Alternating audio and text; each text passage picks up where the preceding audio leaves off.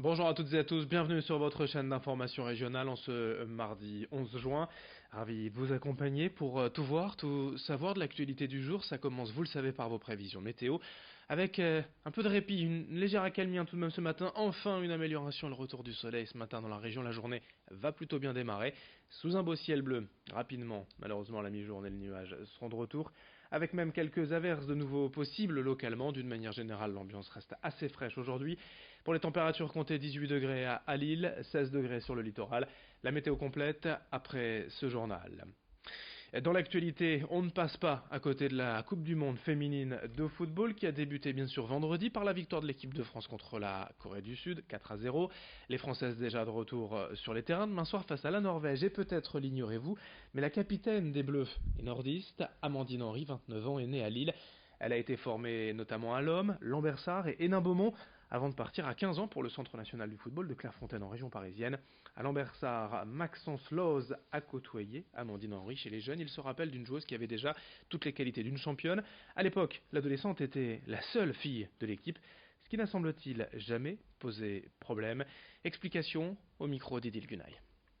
À l'époque, la question ne se posait pas forcément, puisqu'on était effectivement adolescents, mais on était surtout des joueurs de foot de l'Iris Club de Lambersart, qui était un club assez huppé à l'époque, dans l'agglomération en tout cas, et la question ne se posait pas tout simplement parce que de par ses prestations sur le terrain, c'était un membre à part entière de l'effectif, donc il n'y avait pas cette notion de garçon ou fille, c'était une notion de joueur de foot en fait finalement.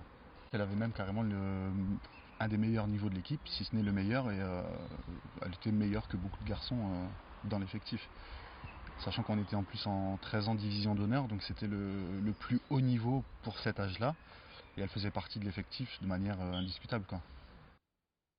L'actualité régionale est également, c'est la lutte contre la fraude des VTC, les fameux véhicules de transport avec chauffeur. Depuis leur apparition il y a quelques années, ces derniers ont en effet une carte professionnelle en papier, comme les anciens permis, et c'est ce qui facilite souvent sa falsification. Récemment, le gouvernement a donc entamé une remise à niveau, une campagne de sécurisation des cartes professionnelles. Les chauffeurs ayant la version papier ont ainsi jusqu'au 30 juin, à la fin du mois, pour faire changer leur carte. Depuis plusieurs mois, les opérations de contrôle sont régulièrement menées par les forces de l'ordre et ont permis d'identifier plusieurs fraudes. Explication avec le représentant des VTC dans les Hauts-de-France, au micro de Margot Sailly. Il y a beaucoup moins de fraude sur les villes de province par rapport à Paris et la région. Mais certes, on constate plus la fraude le soir, tard, la nuit, lors des sorties de boîtes de nuit par exemple. Et là où les agents de contrôle sont quasi absents. C'est les seuls qui peuvent vérifier l'exactitude des cartes, des fausses, les vraies des fausses. On enchaîne dans ce journal avec toute autre chose. Dans l'actualité de la région, déjà depuis plus d'un an, le site web d'Atmo Nord-Pas-de-Calais propose un service de référencement des 26 pollens d'arbres et de fleurs présents dans les Hauts-de-France, baptisés pollinaires. Cette page permet de connaître en temps réel l'avancée des pollens allergisants dans la région. En effet, la floraison et donc la pollinisation de certaines espèces ne survient pas en même temps selon que l'on se trouve sur le littoral, à Lille ou ailleurs en France, d'où l'intérêt de suivre en direct la progression de ces pollens et de ces graminées. Notez tout de même que la réussite de ce site est liée à l'action du public, des bénévoles qui recensent chez eux, dans leur jardin ou en promenade, le type de fleurs et donc de pollen présents. Vous pouvez d'ailleurs vous inscrire sur le site d'Atmo pour devenir ainsi sentinelle. Vous recevrez une loupe et un manuel pour comprendre la pollinisation. Explication au micro de Vincent Vieillard. Ça peut être tout simplement un noisetier au fond de son jardin ou une graminée aussi au fond de son jardin ou sur un lieu près de chez soi ou un lieu auquel on passe devant régulièrement quand on va travailler par exemple. Donc on va se déclarer observateur de cette plante. Les personnes d'Atmo vont valider la plante et ensuite il y aura 3 phases de végétation à surveiller, la floraison, le début de pollinisation et la fin de pollinisation. Donc, si on est sentinelle d'une plante, ça va prendre peut-être un mois ou un mois et demi sur l'année, et avec des observations, pas tous les jours, mais de temps en temps. Quelques petites infos en bref. Dans ce journal à Saint-Nicolas-les-Arras, les nouvelles de la famille sont plutôt rassurantes concernant l'état de santé du jeune Matteo, foudroyé, vous le savez, lors d'un entraînement de football la semaine dernière. Son pronostic vital n'est plus engagé, mais sa rééducation sera longue et une cagnotte a été mise en place pour le soutenir, lui et sa famille. Vous pouvez la trouver sur la page Super Matteo sur le site litchi.com.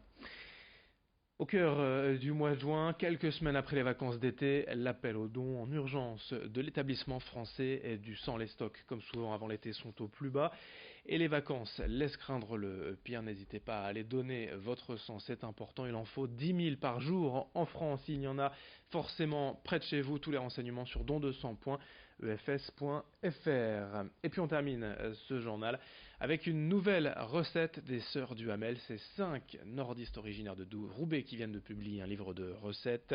Des œufs chantilly saumon, recette mise en image par Rémi Desremeaux. La première chose est d'avoir des œufs frais, de l'eau et du vinaigre. On fait chauffer l'eau, on met un peu de vinaigre. Quand l'eau frémit, on casse l'œuf et on laisse 3 minutes à doux frémissement. On retire l'œuf qu'on met entre 2 torchons. Comme ça, il reste chaud quand on veut le consommer chaud.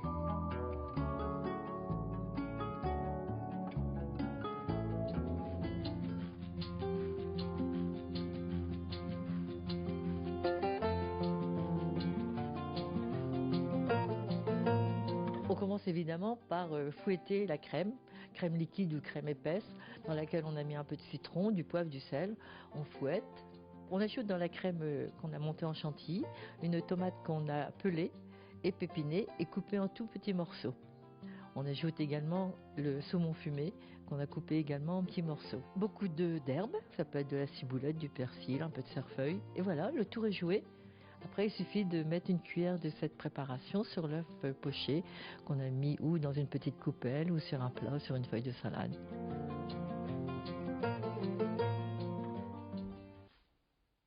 Recettes à retrouver sur nos pages Facebook et nos chaînes YouTube. Merci de votre fidélité. Et dans un instant, d'autres infos à suivre, notamment vos prévisions météo.